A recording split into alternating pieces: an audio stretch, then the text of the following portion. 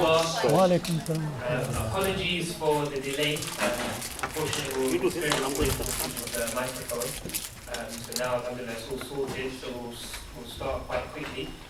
Just a quick for you guys to have a look. Our social media is at MMU_ISOC, so follow us wherever you can find us. And the brother Shabir, you can get in touch with his team on the email addresses below. I won't introduce him, I'll let him do that inshallah when he comes down. But basically for today what we're going to do is we're going to have a 10-minute Quran recitation. After that we will start the main lecture, which will last about 30 minutes. After that we'll have a 20-minute break to pray Asr. And during that time, if you have any questions, please write them down on a piece of paper, because we will have a question and answer session at the end. And you can also put your hands up and ask the questions. So if I could just call Brother Hassan up to read some of the Quran, please.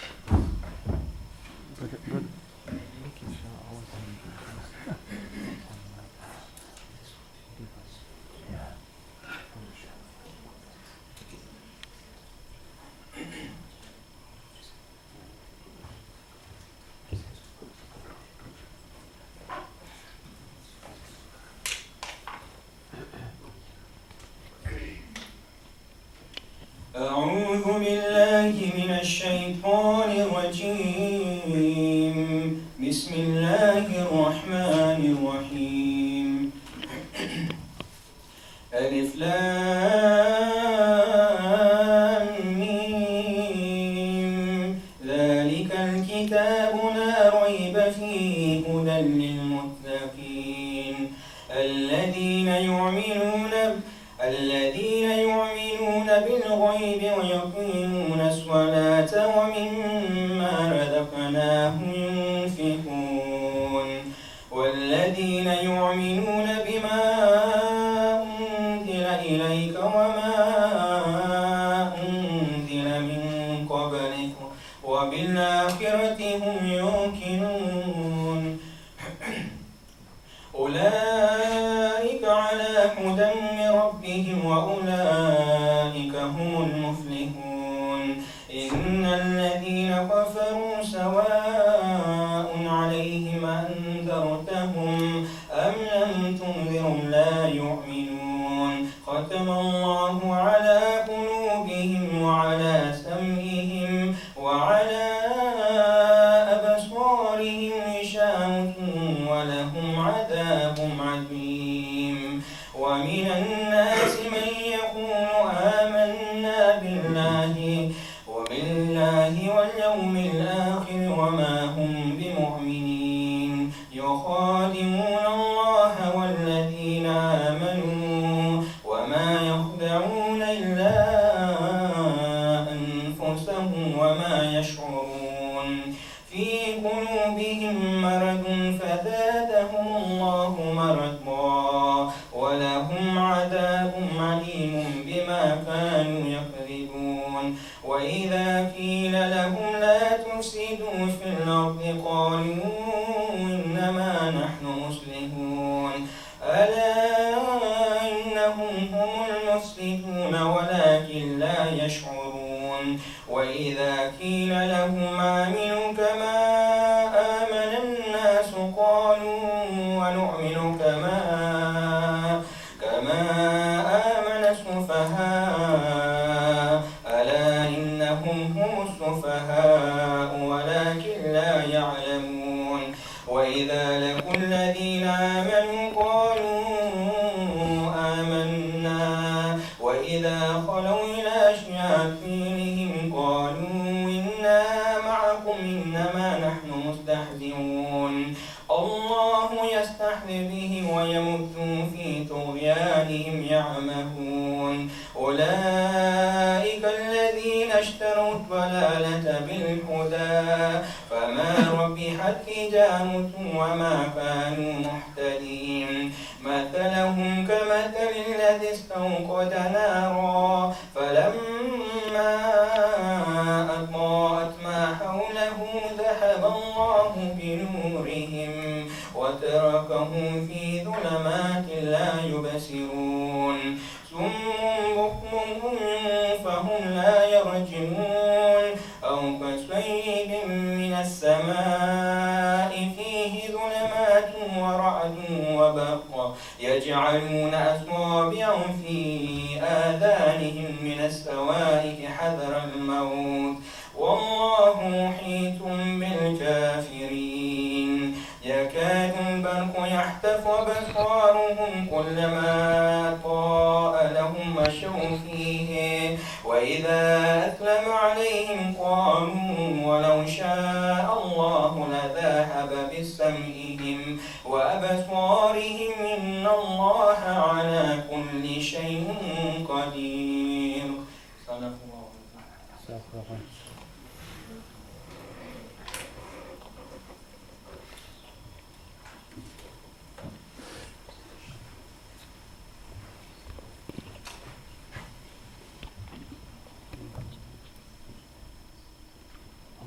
Alif Lam Mim. This is the book about which there is no doubt, a guidance for those conscious of Allah, who believe in the unseen, establish prayer and spend out of what we have provided for them, and who believe in what has been revealed to you, O Muhammad, and what was revealed before you, and of the hereafter they are certain in faith. Those are upon right guidance from their Lord, and it is those who are the successful. Indeed, those who disbelieve, it is all the same for them whether you warn them or do not warn them. They will not believe. Allah has set a seal upon their hearts and upon their hearing, and over their vision is a veil, and for them is a great punishment. And of the people are some who say, we believe in Allah and the last day, but they are not believers. They think to deceive Allah and those who believe, but they deceive not except themselves and perceive it not. In their hearts is disease, so Allah has increased their disease, and for them is a painful punishment, because they habitually used to lie. And when it is said to them, do not cause corruption on the earth, they say, we are but reformers. Unquestionably, it is they who are the corrupters, but they perceive it not. And when it is said to them, believe as the people have believed, they say, should we believe as the foolish have believed? Unquestionably, it is they who are the foolish, but they know it not. And when they meet those who believe, they say, we believe, but when they are alone with their evil ones, they say, indeed, we are with you, we are only mockers. But Allah mocks them and prolongs them in their transgression, while they wander blindly. Those are the ones who have purchased error for guidance, so their transaction has brought no profit, nor were they guided. Their example is that of one who kindled a fire, but when it illuminated what was around him, Allah took away their light and left them in darkness, so they could not see. Deaf, dumb and blind, so they will not return to the right path. Or it is like a rainstorm from the sky within which is darkness, thunder and lightning. They put their fingers in their ears against the thunderclaps in dread of death, but Allah is encompassing of the disbelievers. The lightning almost snatches away their sight. Every time it lights the way for them, they walk therein. But when darkness comes over them, they stand still. And if Allah had willed, He could have taken away their hearing, their sight. Indeed, Allah is over all things competent. Okay. That's a cool here.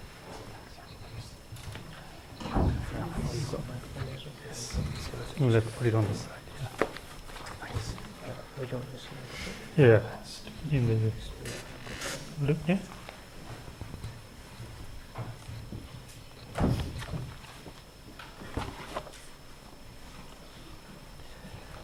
Assalamu alaikum wa rahmatullahi wa barakatuh, my brothers and sisters. Thank you so much for being here. I'll just say something. I had planned the talk in relation to the environment that I was going to be in. Okay, students are taught how to be critical about matters, and also in relation to the Muslims around the world, we have a lot of bad press. Now, it was in that context that I thought of the subject matter that I was going to discuss today. And one of the things that I do is not just be a plain, straightforward, me speak, you listen, and then we'll have a question and answer.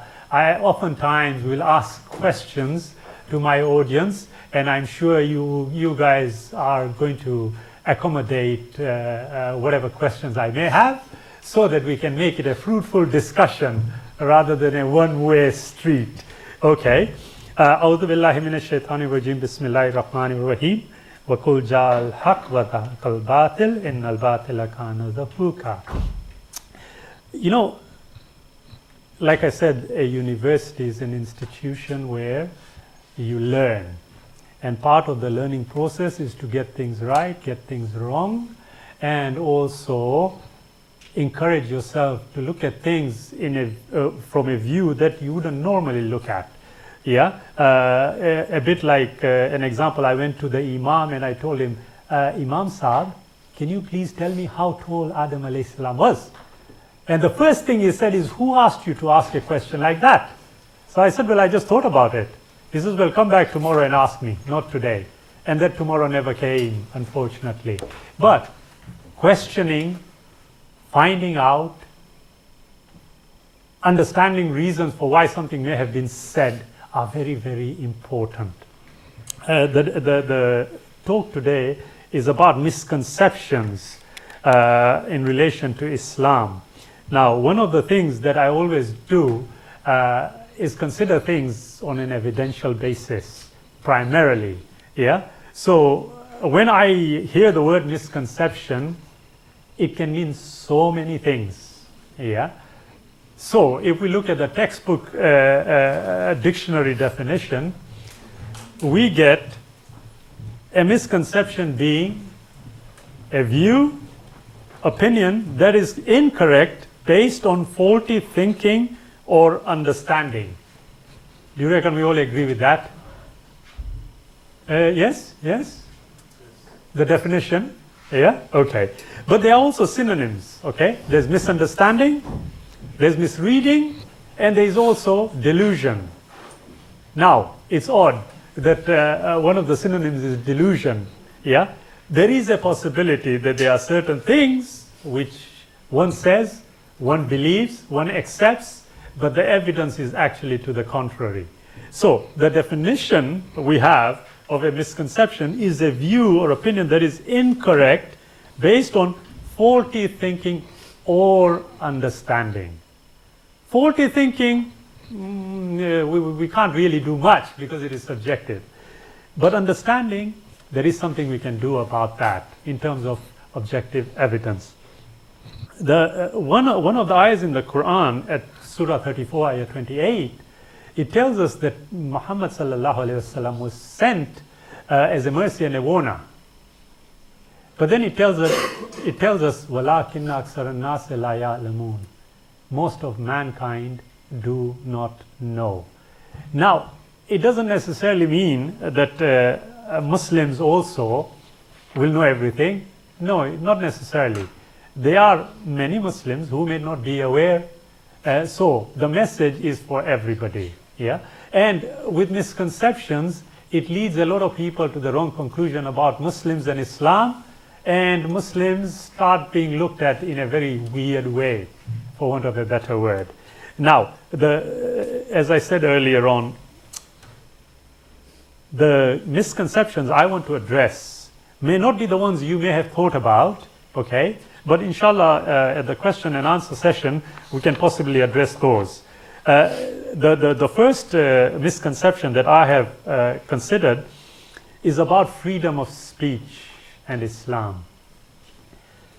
Anybody familiar with any restrictions on freedom of speech in Islam? Anyone? Come on, guys. Somebody? Anybody? No? Yes? You are smiling behind, I can see you. Yes, brother? There is, in a way, yeah, when we are looking at freedom of speech, yeah, we are told in many instances that, you Muslims are not allowed to say A, X, Y, or Z. Yeah, that is not necessarily true. For me to doubt something, it is odd. Yeah, I say, okay, I've asked a question. Yeah, now as human beings, many questions will come in our mind. We can't let them just fester. Yeah, sooner or later they will consume you. Okay. What does the Creator do? He sends a message. Yeah, in totality, the Quran is a favor that the Creator has conferred on humanity.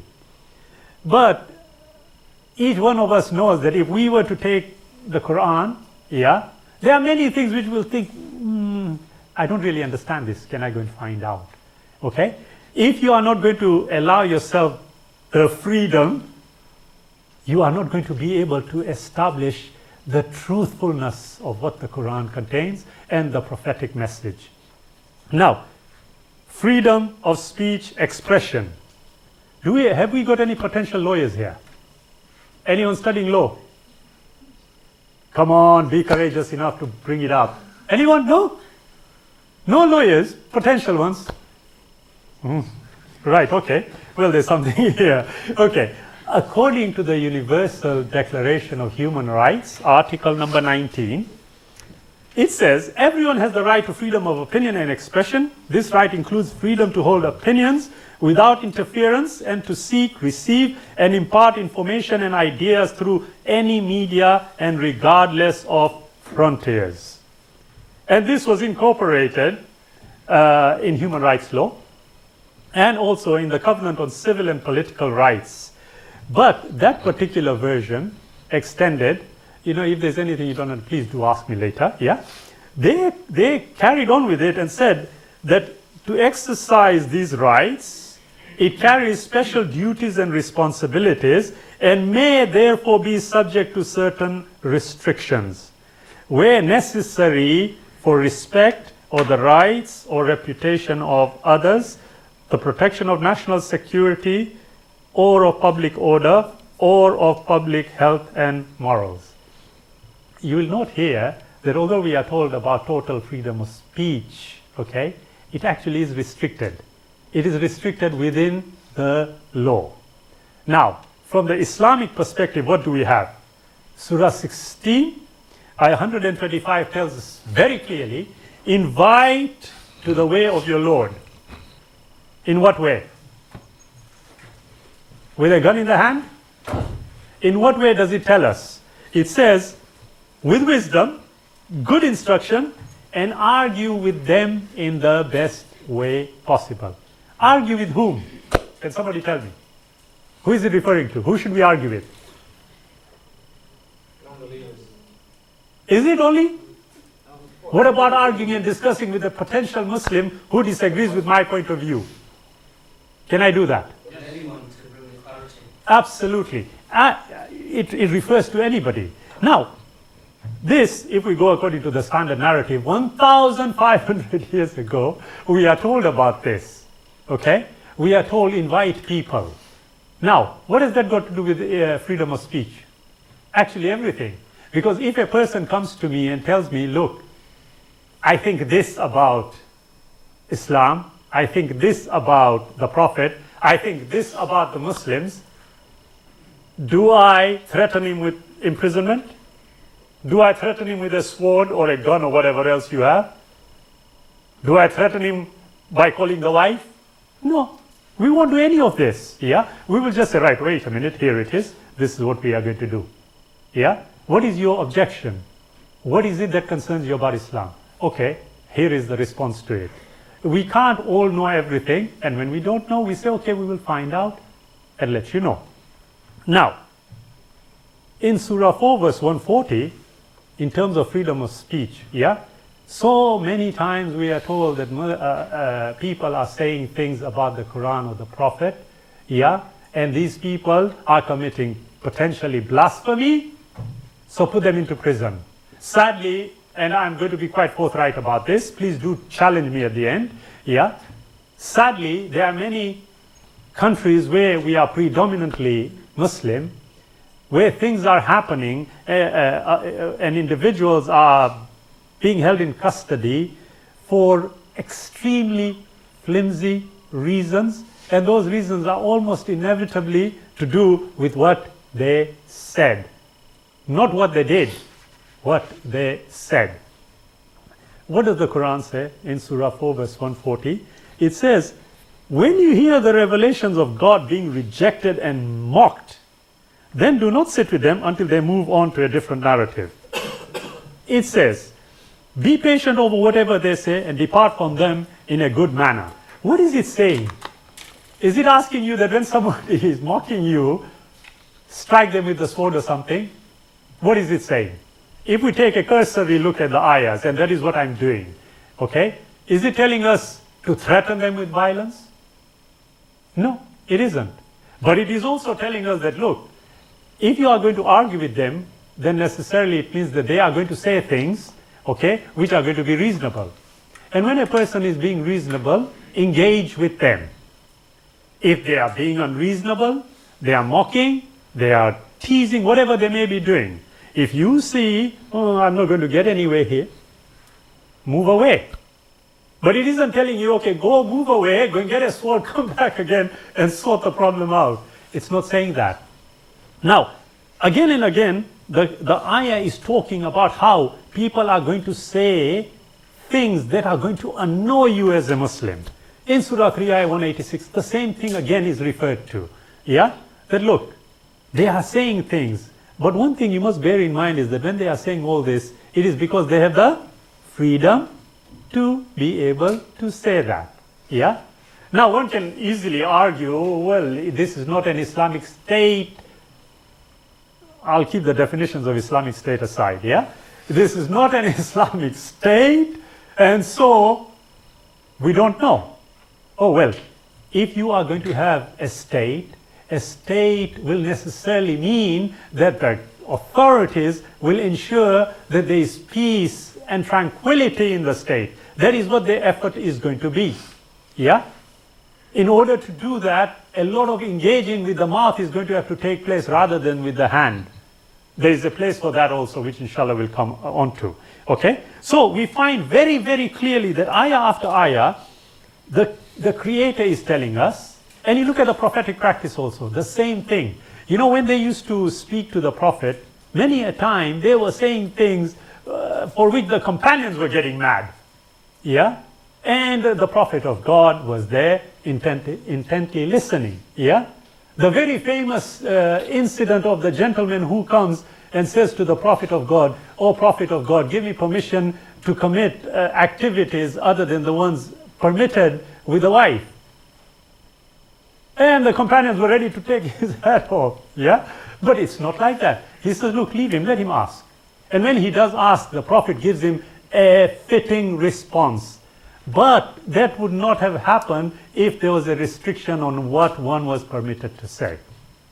So Islam makes it very, very clear that there is freedom of speech.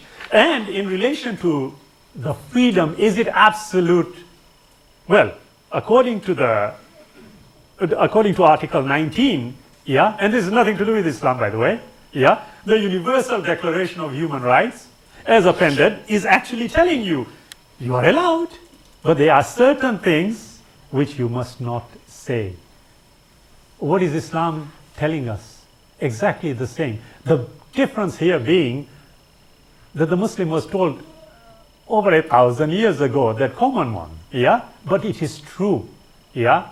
If we as Muslims perhaps may have, taken a detour from what Islam actually says, then all we need to do is recalibrate the tom-tom, as it were, yeah, and come back on stride, yeah. So, alhamdulillah, Islam permits you that total freedom, yeah. There is a misconception that it doesn't allow you to speak, it doesn't allow you to do anything, yeah. It doesn't work like that. You see, you can say many things, but it is how someone is perceiving it. Yeah? So, alhamdulillah, I can tell you very confidently that Islam permits freedom of speech within reason. Yeah? And insofar as law is concerned, you cannot breach any law that has been given. Yeah? So, we know that if anybody has this misconception, I would humbly submit that there is no such thing. Islam permits you to ask all those questions. Yeah, the companions used to come to the Prophet and tell him also that, you know what, we are feeling this. You know, every time we are in front of you, it's as though heaven and paradise and hell are in front of us. But when we move away from you, you know, things start taking us over. I've got doubts, ya Rasulullah, I've got doubts. You know, I start thinking about this, that and the other. Look, they were expressing what they were thinking. There was freedom to engage. There was freedom to discuss. If you do not discuss, you are not going to make progress. It's impossible. Yeah, that's my view, by the way. Okay, so Alhamdulillah, I would humbly submit that there is freedom of speech, and the tolerance is also there for us to engage. Now, secondly, another misconception: jihad. Fi sabilillah, everybody's ready for it. Yeah, it's amazing how many people misunderstand jihad. Now, Surah 5, Ayah 3 of the Quran tells us that this day have I perfected your way for you and conferred on you al-Islam as a favor. Yeah? What does perfected mean? Can somebody tell me? Come on, be engaging. Otherwise, I'll tell everybody to switch off your mobiles because everybody keeps looking down on them. Yeah? Who can tell me? Who can tell me? You are allowed, sister, because I think you are filming me. Yeah, you're right. You're allowed. Yeah? But who can tell me? What would perfected? Sorry? MashaAllah. Yeah? Completed. If something is completed, is there room to complete it? There isn't. It's a question of interpretation thereafter. But the system is complete. Yeah? Now, one of the things that we must consider here. Yeah? A lot of people use the term holy war. Holy war. Muslims are engaged in holy war. Has anybody come across that term in Islamic literature? Holy war. Can somebody tell me? Is there anybody who has come across it? I have not come across it. Yeah? The term holy war. Yeah?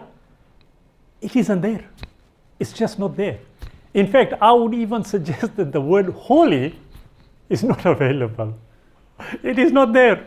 Yeah? So where do we get this from? Yeah? Whether we like it or not, as Muslims, I will submit to something that we are also prone, as human beings, we are prone to the kind of thinking that is not what you would call Islamic. Yeah, we are also prone to that, and sometimes that is what we do. Okay, but the word jihad just means a struggle. Jahada. Yeah. And how many forms of struggles are we involved in every day? Yeah? Waking up in the morning just to come to a lecture. Huge struggle. Trust me, I know it. Yeah? Waking up just to go to work. Struggle. Now, is that a jihad? Yeah. It is. It is. Anything that we do actively striving is a jihad. Yeah? So, question is, how has it now been relegated to only killing? Something has gone amiss. Yeah? But as Muslims, we know if ever we divert route, okay, all we need to do is refer back to the Quran. And we, as I said, recalibrated. Yeah? The Quran tells us what we need to know. Yeah?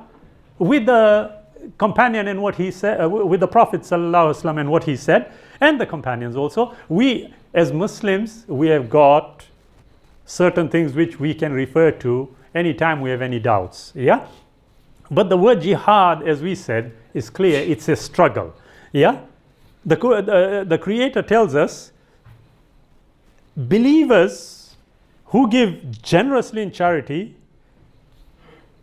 and people who find fault with them, hypocrites, yeah, who have nothing but to give but their effort. Yeah?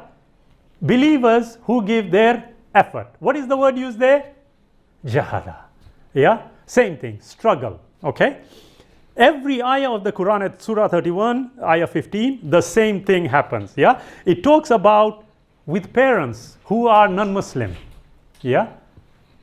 If there is a non-Muslim parent, okay, or parents, yeah, what should you do? It tells you how to do it. Be very amicable with them. Yeah, treat them with the best you can. But if they have a struggle against you, the same word used again, yeah, to take you away from the oneness of the Creator, jihad. Again, it is telling you the same thing. Yeah. So we find ayah after ayah that is telling us about the striving. Yeah. And not one of these ayahs is talking about armed struggle. Yeah. That is, as we conventionally know jihad, the word to mean. Yeah. It doesn't. But we have to bear in mind, it's a complete system. Islam is a complete system, and so it also gives you room for armed struggle when it is appropriate. Not what we would consider in northern parlance willy-nilly. Yeah? It doesn't say just because I don't like the look of him, and I don't mean that genuinely. Yeah? It doesn't mean that that's it, I'm going to just take something and go for it. Yeah? And when he says, what are you doing? Why? Because it tells me, I don't like the look of, I'm going to kill you. It doesn't do that. It does allow for armed struggle. When? The Quran also tells us, the prophetic writings tell us, that when you are going to be attacked, you have a right to defend yourself. Yeah? But what does Allah say? It's amazing. If you look at what the Creator is telling us, yeah? Fight in the cause of God, in the cause of Allah. Surah 2, ayah 190. Yeah? Those who fight you. But you know what the amazing next ayah? But do not transgress limits, for God does not love aggressors. How would you know whether you have transgressed the limits or not? It's telling you. How? You recognize it. Yeah? You would instantly recognize, and you know, okay, you know what, this guy has pushed me this far, I'm going to push him back that far. Not right, take him and throw him right to the other end of the room. No, it's telling you. But what it always emphasizes, don't transgress. Don't transgress. Sorry, sister, did you say something? No, it's okay, I'll let you off. Yeah? So we find time and again, it tells us you are permitted to have an armed struggle where it is necessary. And we all know that the majority of the objections that a lot of our brethren, the non-Muslims, raise are in relation to the battle ayahs, the war ayahs in the Quran. And when seen in context, they are easily explained. But like I said, one of the synonyms is delusion, okay, of the word misconception. And unfortunately, a lot of people would rather prefer being in delusion than establishing what the truth really is. So jihad, again, a misconception, as I say, of the highest kind. Yeah, there is no such thing as it is only about war and terror. Yeah, no, it is not. The Creator makes it very clear. Yes, the word jihad gives you the ability, if it arises, to carry out armed struggle. But in that also it tells you what the criteria is. So alhamdulillah, this is another one of those where, you know, people say things which are not entirely true. And this is one misconception which we all collectively need to put to bed with whoever we are discussing, because it isn't true. Now, another one. What do I have? 10 minutes? Is that it? If you want to finish in 10 minutes. Yeah? If you need longer. It might go, I'll try and finish within 10 inshallah, but longer question and answer, yeah, we can discuss matters, yeah. Okay? Islam promotes slavery. Who has heard that one? Yeah? Oh, the sisters are good, man. They haven't heard of anything. That is well good. Did I just see 2 fingers go up there? Yeah? Yes, okay. Again, I mean, it's odd. It is really, really odd. Yeah?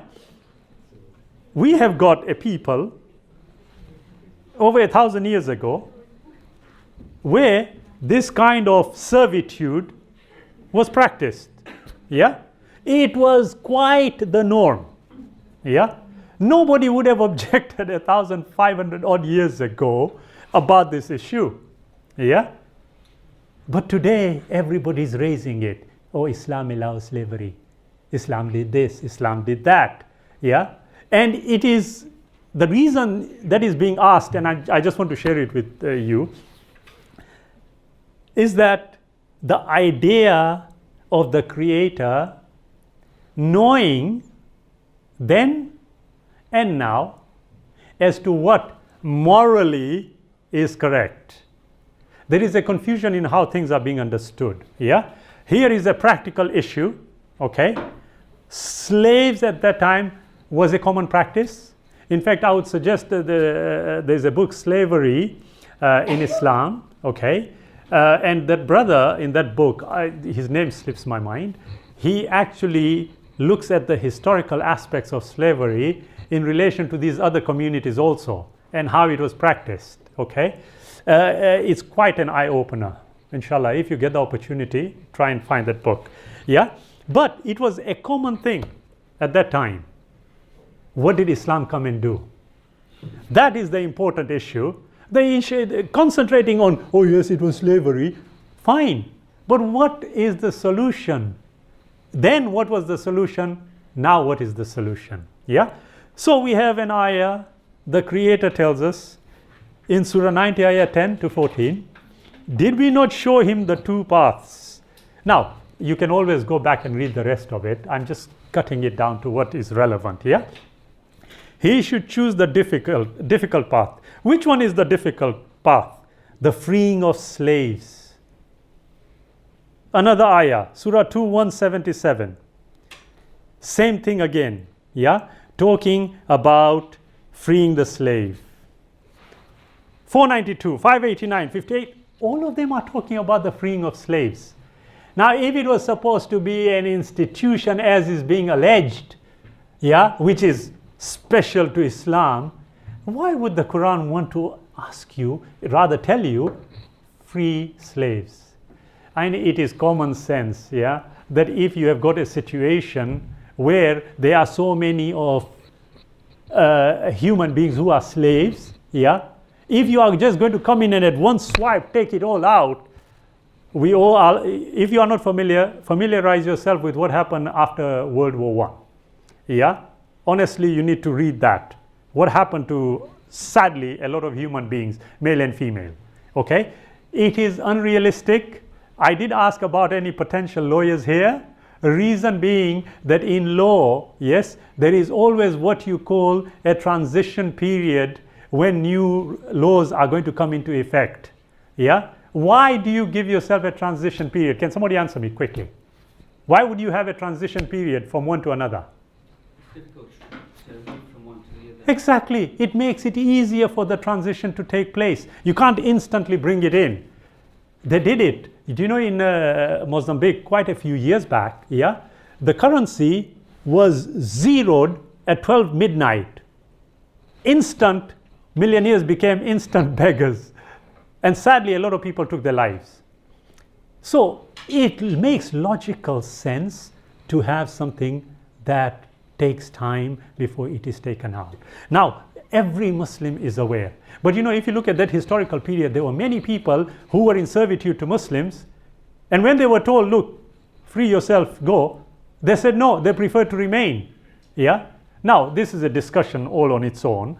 But generally speaking, Islam clearly talks about it. Yeah. It actually addresses the issue head on. And it tells us, this is what you must do. What is a better option? This is a better option. Always it talked about the freeing of slaves. Yeah. How many times can somebody be told about it? Yeah. For them to be convinced. If they want to hold on to the delusion, you can't do anything about that. But if it was a misconception and a misunderstanding or a misreading of the facts, then you are available to clear them. And once you have given the evidence, if it's not clear, then there is not much you can do. Yeah, you have to move on.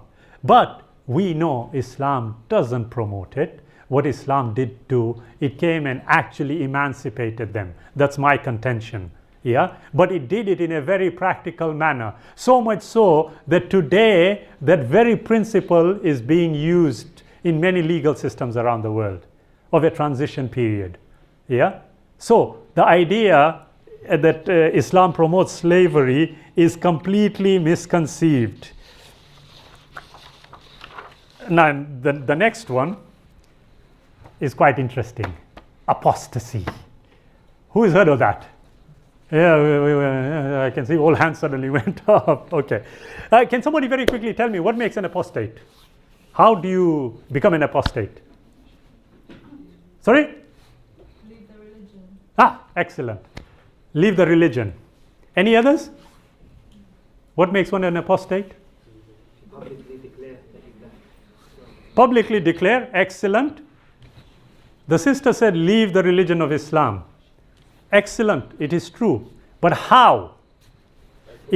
Sorry? You publicly make it. Right. Excellent. So, in the context of what we were discussing up to now and freedom of speech, if I were to say, you know what, I really doubt the Prophet Muhammad was a prophet, does that make me leave Islam? No.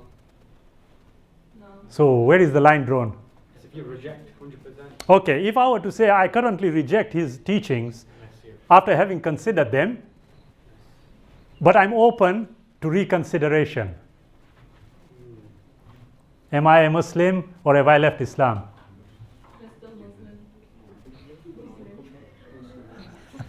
still believe in God. Now you see, the sister has pointed out something. You believe in God. Is that all it is? Is that what leads you to apostasy? Because I was talking about the Prophet Muhammad. So now what happens? If I'm open to reconsideration, would I consider it to be negative doubt or positive doubt? Which one? If it's positive doubt, should I be punished for it? No. So am I still a Muslim or am I not? Basically, the point I'm trying to make is that it is such a complicated issue, yeah, that to straightforwardly say, oh, you've left Islam, oh, you left Islam, oh, takfir on him and takfir on them, you can't do that. You really cannot do that, okay? And unfortunately, it is happening, and so somebody has this misconception about what it is, yeah? Surah 91 of the Quran, it says, and by the soul and he who perfected it, then he inspired it, the ability to understand, what is good for it and what is evil for it. Successful is he who purifies it, and failure is he who corrupts it. Allah is giving you an indication of where things started. The ability, we call it the fitra, don't we? Yeah? The ability to be able to know what is right, what is wrong. But in between, there is a huge gray area. Huge, and I mean huge. Okay? I was having a joke with my son, and the other half was listening in. Yeah? So I told him, I said, listen, you know, Ibrahim is his name. I said, Ibrahim, you know, if ever you have any doubts about Islam, you raise them. Yeah? Raise them to me. Okay? He says, Dad, if somebody doesn't want to be a Muslim, why should he be killed? I thought, where did that come from? Yeah? He says, yeah, I've heard it. I said, Satyanas ho gaya yahan, they've heard something. Yeah, I said, where did you hear it? Oh, they were talking at school. I thought, oh, even worse. I said, what did they say? He says, well, if you are a Muslim and you leave Islam, they'll kill you. I said, right, okay, let me explain to you. It's quite complicated, so I'll explain to you when you are 18. He says, no, I want to know now. Yeah, I said, no problem, I will take you through it. So I was trying to explain to him, and Her Royal Highness walked in. Yeah, may God preserve her. She says, what are you teaching him? I said, I'm not teaching him, I'm just discussing with him. And I have to move away a bit, you know, because she is fierce, I tell you. Yeah. I said, listen, no. All I'm trying to explain to him is it isn't as straightforward as that, okay? Anything to do with this is a legal matter, okay, from an Islamic perspective. Yeah, I'm explaining. I said, if I say I doubt that the Prophet was a prophet of God, she told me straight, she says, you've left Islam. So I haven't left Islam, I'm only, what if? Yes? Give us the freedom in this great country of ours. And I always say you are entitled to your opinion. Yeah, it doesn't make it right. But there is huge confusion about the matter. And like I said, the Creator is telling us, look, this is an odd one. Surah 4, ayah 137. Surely, for those who believe, then disbelieve, again believe, and again disbelieve, then increase in disbelief. What does that mean? A guy believes, then decides to leave it, then decides to enter again. Look, this is an ayah. There is a corpus of literature on this matter, yeah, by scholars of the highest eminence who have written about it, yeah. But the one thing I can say very clearly, yeah, does it lead to the killing of a person? Does an apostate die? I'm just emphasizing the word die. Sounds good, yeah? Well, yes and no, yeah? Professor Richard Dawkins put a poor Muslim scholar on the spot. Can you, apostates, should they be killed? Should they be killed, yes or no? Give the guy a chance to answer, yeah? So somebody asked me, he says, what would you have said if you were asked the question? I said, I would have told him yes and no. Then he would have to ask me, what do you mean by yes and no? Well, it isn't as straightforward as that, okay? The scholars have divided it into simple apostasy and extremely complicated apostasy also.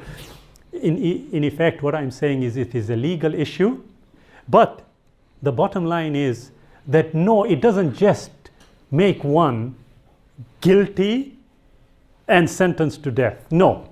There is a kind of apostasy, if you can call it that, where the person was a Muslim, decides to leave Islam, and then becomes a threat to the state. Sorry, are you going? Yeah, no, I just want to interject with that. All right, I sure. think it's because people sort of I think they're two separate things. Ah. That should be considered more as an additional act that they're doing. Yeah. And this other thing should be kept as a separate thing. Yeah. The conflation of the two. Yeah. Is sort of making people. Absolutely. Yes, you are absolutely correct. Yeah, there's a difference there, okay? If a person is going to be a threat to the state, any country on the face of this earth is going to deal with them in an appropriate manner. Yeah? It's not about in leaving the religion. No. But if they were in the religion and they left it and then decided to be a threat, then it applies. Yeah? There are many scholars, some of them say yes, as soon as he leaves Islam must go. Some scholars say no, etc. Sorry, are you going to? Time. No, I'm just saying, Sure. can you give some examples? Because I've heard as well, some people at the time of the Prophet, they did apostate and they weren't killed, and then they even entered back into the religion. Yeah. They are. Can we leave that to question and answers? It gives us more detail. Yeah. Yeah, absolutely, you're correct. But basically, the idea is misconceived, and I'm taking this from an evidential perspective. Yeah, as you rightly pointed out, if you look at the historical aspects, yeah, look at the details and see what it actually says. But the idea that it is as simple and straightforward as that is misconceived. That I would submit. Okay. Now, the last thing I'm going to talk about, and inshallah I think our brother Abdullah is going to be speaking on it in detail. Is it tomorrow or Friday? Friday. Sharia. You know, this word, as soon as the word is used, you know, hil jate sab, you know, shaking. Yeah? It's nothing. It's nothing. Yeah? The word, you know how it is, words, we associate words, okay? And there are things that happen. Yeah? If you look at the Sharia, okay, since the time of the Prophet ﷺ, it was founded on the rule of law. Yeah? What does the word Sharia actually mean? It simply means the way to a watering hole. Now, why would that have anything to do with the fear that it somehow brings into people's minds? Yeah? If you have a way to a watering hole, what is that trying to tell you? What does water do? Survival. It gives life, so it's giving life to. It's giving life. Yeah? It is giving life. But naturally, we are human beings with limited everything. Okay? We are bound to agree and disagree. And what is the greatest example of agreeing and disagreeing? Shadi. Marriage. We'll never agree to anything. Unless it suits us, of course. Then we'll say yes. Thank you. Yeah. So the word itself, is a straightforward one. Yeah, it is talking about certain aspects of do's and don'ts. Yeah, the do's and don'ts become a bit complicated, when you look at them in detail. Yeah, but it isn't a word that you should fear. We have got today the CEMB, is it? The Council of Ex-Muslims of Great Britain. Yeah, they have made it a mission to close down all the Sharia councils in the United Kingdom. Again, the word Sharia. Yeah, as soon as the word is used, people have a problem. They say, Sharia is taking over the United Kingdom. It's not doing anything of the kind. Yeah, and like I always say, and I'm quite challenging on this, I said, look, let me ask you a question. If you had a human being, next door neighbor, who was just, who was kind, yeah, who looked after everything when you were not there, who basically, if you went away, you knew you didn't need to worry because that neighbor is going to look after everything. Would you prefer a neighbor like that or a neighbor like that, who is just waiting for you to leave your door and everything disappears? Yeah, which one would you prefer? I haven't come across one human being, unless he is in delusions, who is going to say he prefers the other type. They all will prefer this one who will give them peace and security. And you know what I say? And it's a challenge from me, that you adopt the Sharia, that is what you will get. It's not something you should fear, it is something that you should welcome. Okay? But, I'm saying it openly, I have no problem, because I would want any decision made on it, any discussion made on any discussion taken on it on the basis of the evidence and what the evidence says. Yeah, I can tell you one thing, that this idea, and it's a misunderstanding. It's not a misconception as such. It's a misunderstanding about what Sharia is. It's a comprehensive system, Islam, and part of a comprehensive system requires a legal system. And what is the big deal with that? Yeah, we have got it here. But once the legal system is employed, yeah, there are ways of interpreting it. Yeah, again, any particular law students here, you will know that in criminal law there is a distinction between mens rea and actus reus. Yeah, the thinking and the doing, two different things. Look, there is again a huge corpus of literature about how these do's and don'ts relate to Muslims. But the one thing I can say is that it isn't anything to fear. It is something that you should welcome once you have looked at the evidence and understood what it says. So all in all, inshallah, I hope I have given you something you weren't aware of before in the lecture, okay? But inshallah, jazakallah for the time. If I had said anything untoward to any brothers or sisters, please do forgive me. If the person you are talking to doesn't know, find out from somebody else. Inshallah, you'll become a better human being. And that is what is required nowadays with what is happening in the world. Jazakallah khair. Thank you, sister.